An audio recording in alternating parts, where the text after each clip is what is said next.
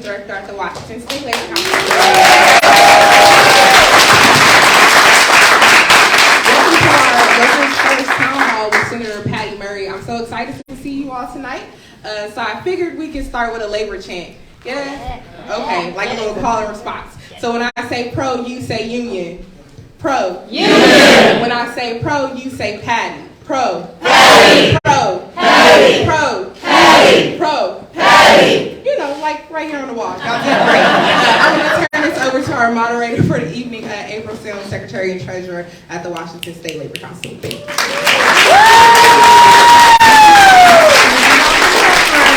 Secretary and Treasurer-elect. And I know that we have a President of the Washington State Labor Council, my good friend, my partner in crime, and my co-conspirator, Larry Brown, is going to do a greeting for us.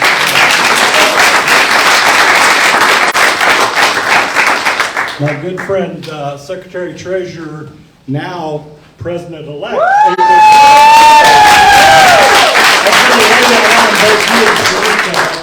Yeah, absolutely. Congratulations. Let's hear it for April and Sharika.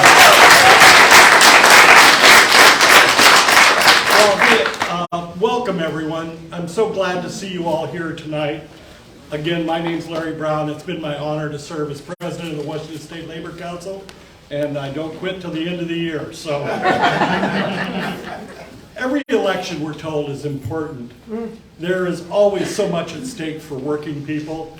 Our standards and rights as workers can be lost with the stroke of a pen in Olympia or in Washington, D.C., or even a Supreme Court ruling. Or in the case of our special guest here today, Senator Patty Murray, those labor rights and standards can be protected and enhanced. So this year, instead of relying on polls and surveys, the AFL-CIO made a major effort to meet with rank and file union members to hear their biggest concerns and priorities for the election.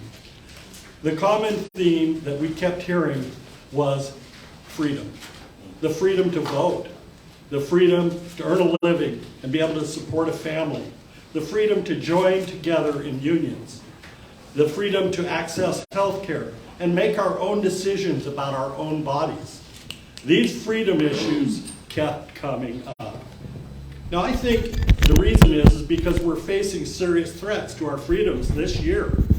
The people who promote low-wage, dead-end jobs, who want to make it harder to vote, who want to restrict our ability to join together in unions and to make our own health care choices, these people are not even whitewashing their issues these days. They're openly talking about it. That's why it's important that we meet and discuss these issues at forums like these. And we talk about what's at stake this election. Our fellow union members and families, we need to explain to them what's at stake. So I really do appreciate you all coming here tonight and being here to participate. It makes our union strong. Before we get started, though, I'd like to introduce a good friend of mine, a brilliant, young, dynamic labor leader, the Executive Secretary of the King County ML King Labor. ML King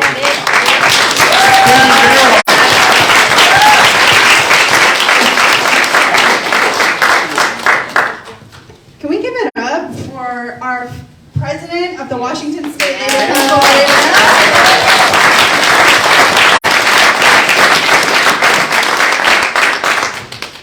It's good to see so many of you, my siblings tonight, and the senator here in the House of Labor. Welcome to the Seattle Labor Temple, a place that was built by the hands and minds of union workers. Seattle is ground zero for the revival of the American labor movement. Supported by Senator Patty Murray, workers here are rising up and we're winning.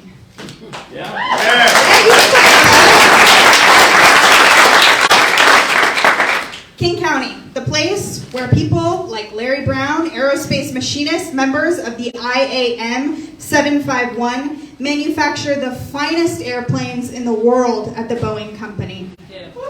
Seattle, the place where SEIU 925 members at IHME discovered critical insights about how the COVID-19 pandemic was spreading that led the world in recovery.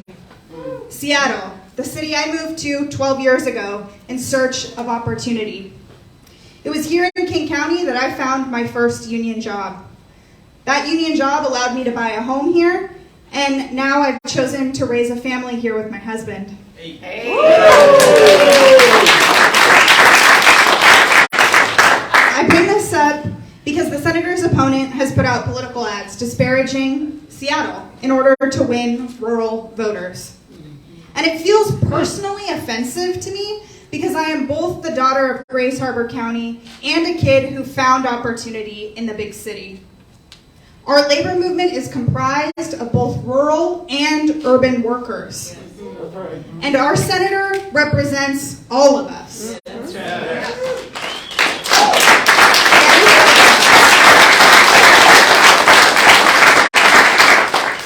Who was there for my community, Grace Harbor County, when I was growing up? Who brought millions of dollars in infrastructure projects? Projects like the Satsep Development Plant, projects like the 520 Pontoon Construction Project.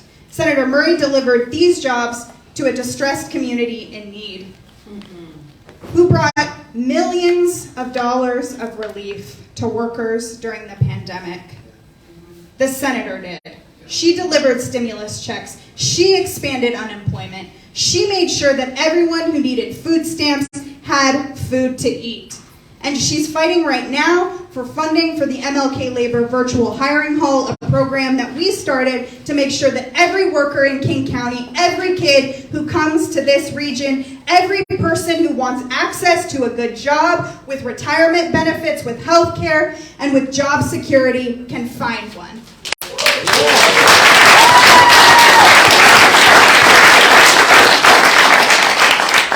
And who's fighting for labor law reform? It's our very own prime sponsor of the PRO Act, Senator Murray.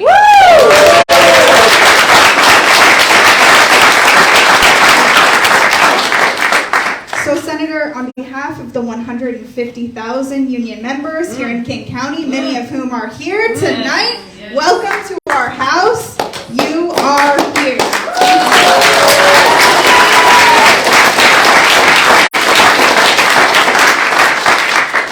President-elect, take it away.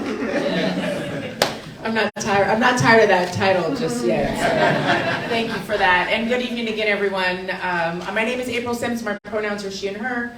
And as mentioned, I'm currently president-elect of the State Labor Council, but also have the privilege of serving as secretary-treasurer of the Washington State Labor Council, AFL-CIO, where we proudly boast having the third highest union density in the nation at nearly 20% and twice the national average. It means 1 in 5 workers in this state belong to a union. It also means that there are 80% of workers in this state that are just waiting for an opportunity to join a union. So I am proud tonight that Senator Patty Murray has joined us as the prime sponsor of the PRO Act.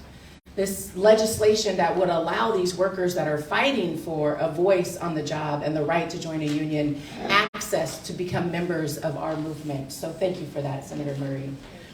I do want to take a moment and just ground ourselves and acknowledge the land that we're on. We are on Coast Salish land, the traditional lands of the first people of Seattle, the Duwamish and Muckleshoot people. It is with great honor, a privilege to honor their elders past and present for their stewardship of this land and its people. I thank them for the privilege of being on their land tonight. And mine is a legacy of stolen people on stolen land, so I raise my voice in the fight for Black liberation and the movement for Black lives. I invite you all to take a moment and consider the many legacies of violence, displacement, migration, and settlement that bring us together tonight, and hope that you will consider uncovering these truths at your meetings and events moving forward. So thank you. Now, as President Larry Brown said, this is an important election, so I'm not going to tell you what I think many of you in this room have already heard, that this is the most important election of our lives. Yes. But the truth is, the stakes have never been higher for working people. In this moment, right now, this election is critical for working people in Washington State. So we're proud to have Senator Murray here joining us tonight for this conversation. With inflation And corporate money grabbing, driving rapidly rising prices, working people across our state are looking for real solutions to the problems we face. And at the same time, we're seeing attacks on our basic fundamental rights, like the freedom to vote or the freedom to make our own healthcare choices. Working people need advocates who will defend our rights against extreme attacks and show up with solutions for the everyday problems we face. And this evening, we have an opportunity to hear from one such advocate, a woman who has fought for our rights and shown up for working people year after year, time after time again, Senator Patty Murray. Senator Murray has done crucial work in her time in office. She sponsored the Protecting the Right to Organize, the PRO Act, in the Senate. This is game-changing legislation, like I mentioned earlier, that would restore workers' rights to organize and give access to join a union to the 71% of working people who would join a union tomorrow, given the opportunity. Now, throughout her time in office, Senator Murray has advocated for reproductive rights and healthcare access. She's been a loud and proud supporter of expanding and defending the access to vote. And she led the U.S. Senate in the historic passing of the infrastructure package, which, as Katie Garrow mentioned, would create good-paying jobs, rebuilding our roads, bridges, and highways, and investing dollars right here in Washington, both in rural and in urban areas of our state. So please join me, give a labor welcome to our good friend, our Senator, Patty Murray.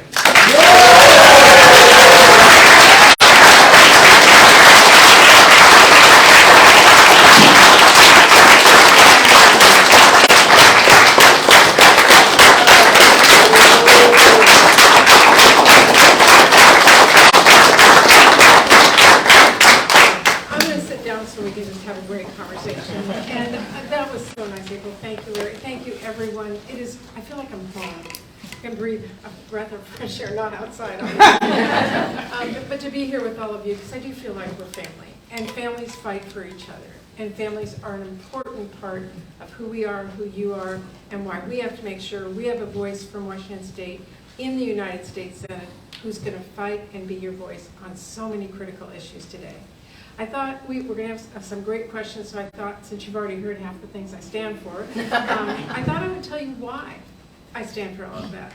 I grew up in a family with 6 brothers and sisters. There were 9 of us. And we, it wasn't easy. My dad was a World War II veteran. He had a small store on the main street of Bothell. We all worked in it, even when I was little, to help make things neat. And our budgets were really tight. And I thought it was tough.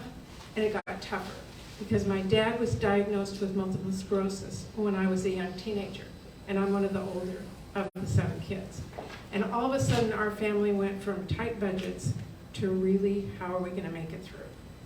Well, I'll tell you how we made it through. We had a country that was at our back. We had to go on food stamps for a while to make ends meet. All of my brothers and sisters and I got an education through Pell Grants and student loans. And we're able to now give back to our communities, including as a United States Senator, I have a firefighter brother, I have a brother who's a reporter, sister who's a teacher. I mean, we all got the benefits of this country. They were at our back when my family really struggled. My mom, who just wanted to be home with raising 7 kids, all of a sudden had to go back to work and be a caregiver to my dad. She didn't have any skills. She wasn't trained to do that. But our country helped make sure she got training at a book tech to be able to become a bookkeeper so that she could at least put food on the table and things were a little better. So I just felt like my country was there every step of the way. So when I look at policies today for our families, I think our government needs to be at your back. What do unions do? They're at each other's back. They work together to make sure everyone has the right pay, has safety, has health care benefits, has the kinds of things that make you be able to take care of your family.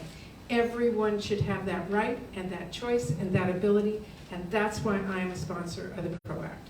Because I want to make sure workers across this country who are the backbone of our economy, who build our buildings and build our bridges and take care of people who are sick and are the caregivers and so many other things that you all do every day.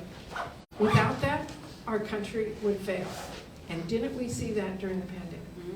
When our essential workforce was facing crisis. That's why I was there in the American Rescue Plan, to make sure people had the resources to get through this, so that people had money at the food banks that were nutrition, getting money to make sure our kids could get back in schools and our businesses could survive. My opponent is out there condemning that, saying it was wasteful government spending. I say it was our government being at your back at a tough time, and that's our response. Thank you.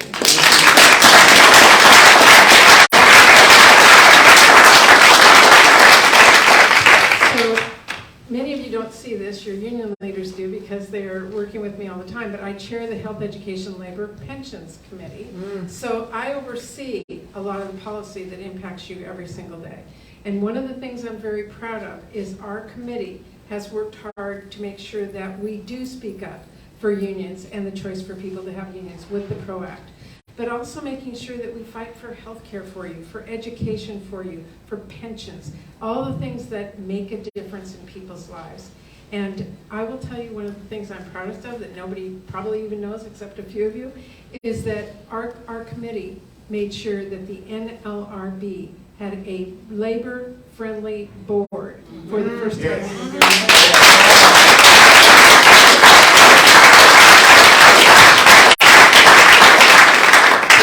No surprise, Republicans did not make it easy for me to get those folks through committee. Every one of us had to be there. We're a 50-50 Senate, so one of my Democratic members were out.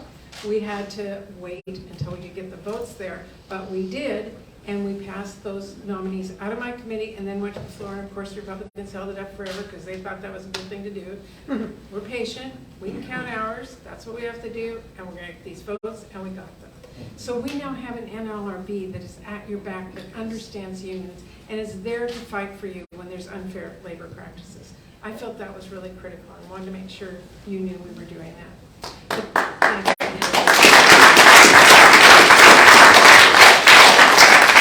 There's so many issues that affect families today, from child care to paid family leave that we've been working on, to all kinds of things. And I want to open it up for your questions so that we can have a good conversation tonight. But I want to thank you for being here. Thank you for listening. Thank you for being part of our democracy by using your voices and your votes to determine where we're going to go, not by using brute force, which is what I saw on January 6th. This is really important in this election, that we stand up and use our votes and our voices to make sure that we have a democracy far into the future. Being here tonight, listening, being a part of that is doing your part to make sure that that democracy succeeds. I never thought before January 6th that was something I'd have to tell anybody. But I know I'm clear now that I need to remind people, you fight for a democracy. It doesn't happen just because you think you ought to. And we are going to pass that voting rights bill. Yes. So with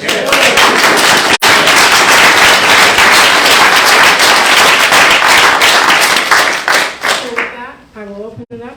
I don't know if you're calling on people. We've got some folks in the audience that have some questions, but I want to, lift up what I'm hearing you say and land for everybody is how important it is that we have your voice representing working families in Washington, D.C. and the work that you've done on behalf of workers, families, and communities. And I really appreciate, you sharing with folks some information that they might not already know. And that's really what we want to do tonight. So I'm going to open this up to questions. We've got some folks that I know are anxious to hear a little bit more. So I think I'm going to turn this over to Andrea Nellis from Lyona.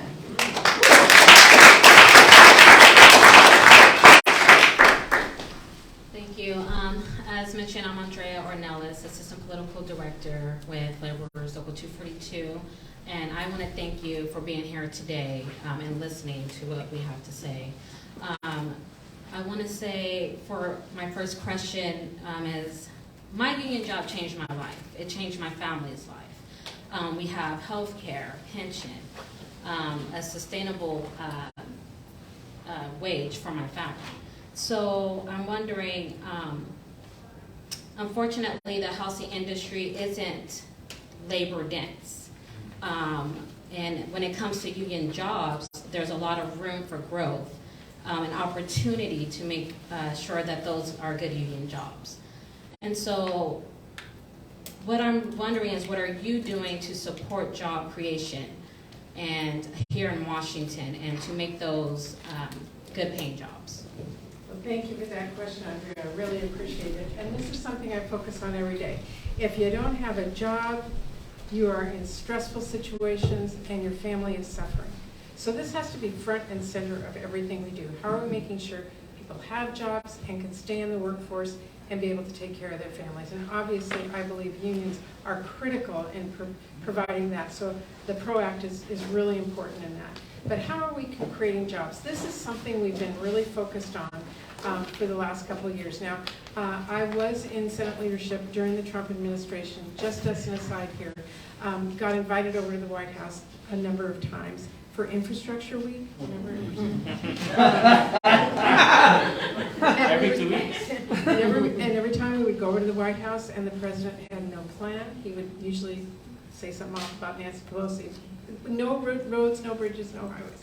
Well, when Democrats got control of the Senate, we focused on making sure we started rebuilding our infrastructure, our roads, our bridges, our highways, our ports, the broadband that is so important that every single American family has access to. And we passed that bipartisan infrastructure bill, and those dollars are now going out to communities across the state to help rebuild America. I'm proud of what we did, and I'm proud that we made sure we protected Davis-Bacon standards in there so that these would be strong union jobs. I think that is a critical thing we've done.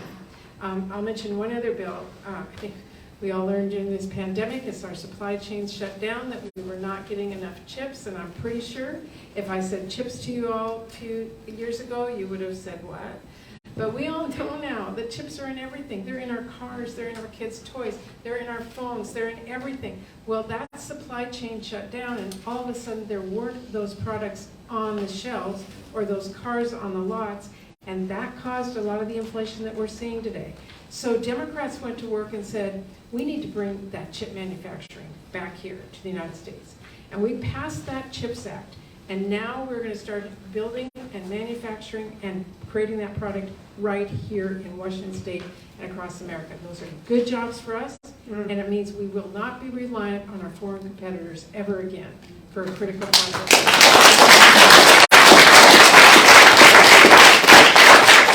I will say we need to make sure we're now doing workforce training so that we have a good prepared workforce for that, and I'm focused on that. Yes. Yes, and these jobs are jobs that change families for generations, right? So we're not just talking about jobs today, but the impact on families over generations. So thank you for that, and thank you for the question. I think we have another question then from Christian Eaglehead. Yes. With IBEW.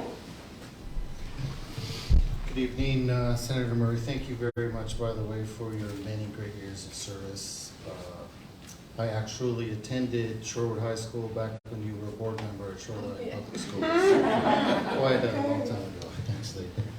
I am a member of the IEBW, International Brotherhood of Electrical Workers, Local 46. I am also a member at large of the Electrical Workers Minority Caucus. My question for you is based on child care. The child care crisis predates the global pandemic, as we all know. Child care was already unaffordable for 63% of parents. Half of families live in child care deserts, as it is. 1 in 3 working families struggle to find child care. For many working people, including those of us in the building trades, we work non-traditional hours, which makes the burden of finding quality, affordable child care even tougher. For many of our unions, we are doing the work to tackle the child care crisis to make it more accessible and affordable for working people. And so our question to you is, what policies are you supporting to help working families with and beyond child care? And how are you working to tackle inflation, which has been an additional burden on working families? Okay, several questions. And first of all, let me just say, I'm not just supporting child care. I wrote the bill we're trying to get passed in the United States Senate to deal with the child care issue. So child care was a challenge long before the pandemic hit. The pandemic hit, And so many of our child care facilities shut down. They just could not afford to stay open. They didn't have cleaning supplies. They couldn't cut down the number of kids because they wouldn't have enough tuition to stay open. Child care workers themselves were under stress because of the health care crisis. And we now have an horrific situation in our country.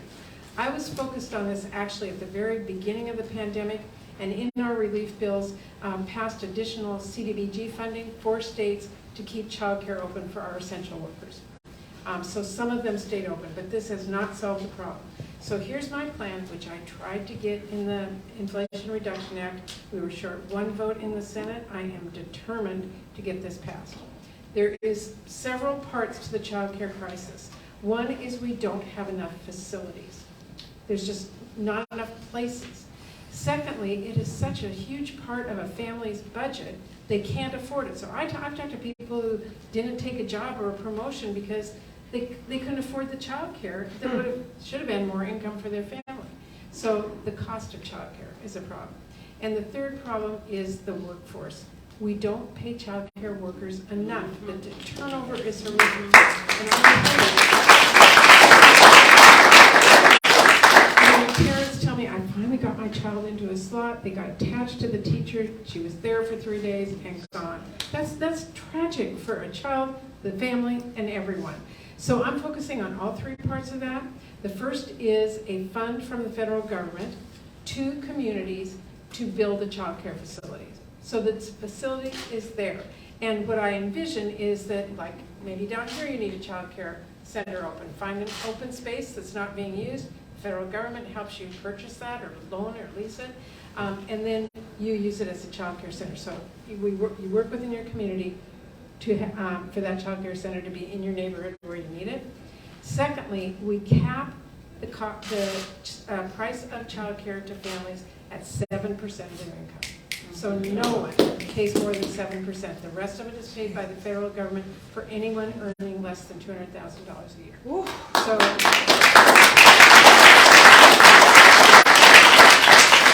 third is paying that workforce and giving them the training so it's a stability job that people stay in. That's part of my plan. We were this close to getting it done this year. One vote short. I'm working my tail out to elect another few Democrats and get a majority and get this done. But we're not able to get it in the bipartisan infrastructure bill this year. And I called up my leader, Chuck Schumer, and I said, okay, I'm going to support this. It's important. It deals with climate change. Really important. Creating new energy economy. Really important. Lowering prescription drug costs. Really important. But you left out one important issue, and I will not vote for another package like that unless child care is in it. Okay. So, be with me. We're going to fight. We're going to do this. Everybody knows we need a workforce. If you don't have a place that's safe for your kids and you go to work, you don't do a good job. So this is in the interest of everybody, and I am determined to get this done. Now, he asked a second question about inflation. Do you want me to answer that too, or go to somebody else, or I'm happy to do it? You're in charge. Well, inflation is important. I mean, obviously, every single person here is seeing the effects of this.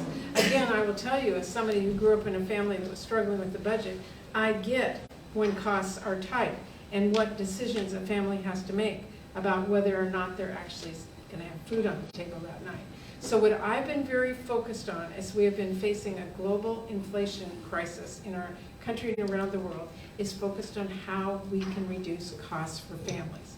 So that's why the Inflation Reduction Act was so important, because we, in that bill, for the first time, passed legislation so that the government, using its bulk power, can negotiate with those pharmaceuticals to bring the price down for pharmaceuticals for people on Medicare. That's going to make a difference for everybody, lowering the cost of prescription drugs.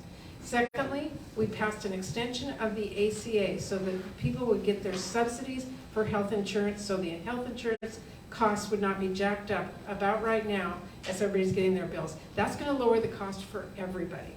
We capped the cost of insulin at $35 a month.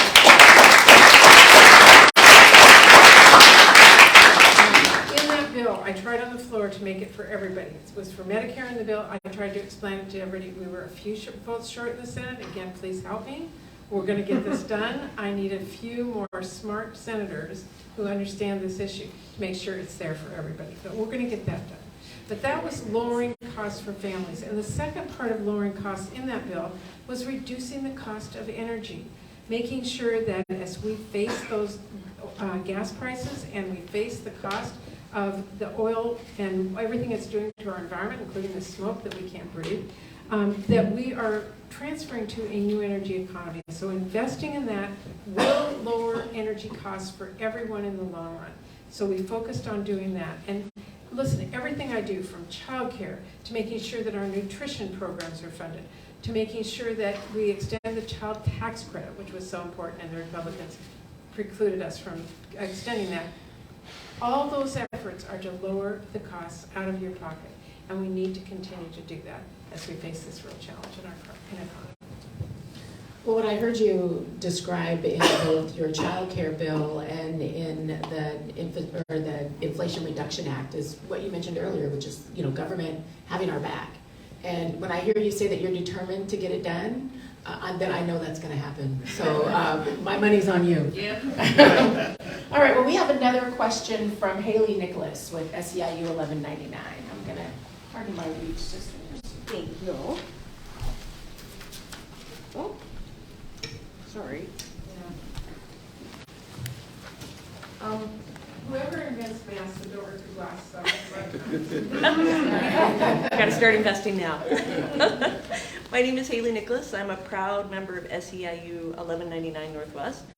I work for Neighbor Care Health as an outreach nurse in a permanent supportive housing, providing care for formerly homeless seniors. I want to thank you personally for your years of advocacy for the health and well-being of our veterans. 1/3 of my residents are vets, and every day I see the positive impact your resolute work has made on their lives. They have such access. It's fabulous. I also want to thank you for protecting and expanding the Affordable Care Act. This has allowed more people in our community to access the care they need. Due to the ACA and your lowering of prescription drug prices, people's lives are changing for the better. I know you're a fighter, and that you'll fight for us and with us. As a healthcare provider, I know that allowing telemedicine visits to be billed to insurance at the same rates as in-person visits, and increasing the reimbursement rates for FQHCs like mine are hugely important. These measures together mean that we'll have the resources to serve more of our most vulnerable populations. My question for you is, finding affordable healthcare can be such a huge issue. What are you doing to improve healthcare access and affordability in our community? That's such an important question. And I talked a little bit about that with passing the subsidies to extend ACA coverage for folks. That's going to be a huge help to a lot of our families today. You went through a lot of different topics, and all of them touch my heart, so I want to answer every one of them, but I'll focus on healthcare. I was really excited when we passed Obamacare. That was so major for people in this country to get access to health care and to make sure that no one could be denied health insurance because of a pre-existing condition. I've talked to so many people who told me what a difference that made in their lives or their kids' lives. I've talked to so many people who are so glad that we've made it that insurance companies had to keep your insurance for your kids until they turn 25, because so many kids graduate from high school, move on, don't have support for getting insurance, can't find insurance, or precluded from getting it. So keeping them on till they're 25 has been a lifesaver. Access for reproductive care is a requirement under the ACA. And I could go on and on, but here's what you need to know. Mitch McConnell has tried 70 times on the floor of the Senate to repeal the Affordable Care Act. We have stopped him every time, once by just one vote. My opponent doesn't agree with me on this. Let's not send to the United States Senate the vote they need to repeal the ACA. That's right. I plead to all of you. What do we need to continue to do? We need to continue to find ways to lower costs. You mentioned lowering costs for prescriptions is a key part of that. I would like to see a public option for the ACA. Washington State is doing that, and it's a challenge. We're learning from them, but I'm looking at a national proposal because competition is good in the health insurance industry, and you deserve to have the lower costs that will be a result of that. So that's just a couple of things we're working on in healthcare. Just a couple, huh? Thank you, Senator. All right, we have a couple more questions tonight, and I think we've got Melody McLam queued up for a question with the Seattle Education Association. Excuse my reach.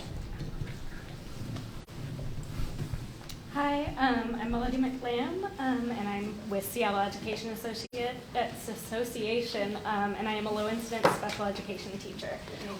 Thank you very much for your time tonight, and we really appreciate it.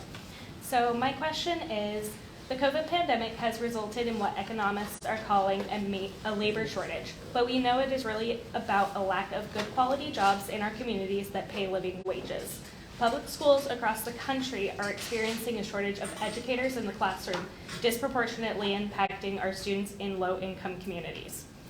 Throughout Washington State, public schools do not have the funding needed to fully support student and staff needs. Other industries in our state are also experiencing a severe labor shortage. At the same time, corporations have pulled in record profits throughout the pandemic. Billions of dollars in profit that reflects the unpaid wages of workers across industries. What would you do to ensure workers in public education and other industries earn living wages so that they can afford to live in the communities where they work? Such an important Thank you, question. Haley. Thank you for asking. Thank you for doing the job you do for so many kids who need you. I really appreciate that. Look, at the federal level, one of the most important things I think we do is look at our budget in terms of the priorities that we want to make sure we have as a country. And in my book, making sure that kids get access to a good public education is absolutely critical. You know, this country was founded on the principle that we're going to make sure that every child has the opportunity to learn math, science, learn to read. Why? Because we want an educated workforce, so we would never have a country that had a dictator. We wanted people to know how to read and write so they could vote. That was basic principle.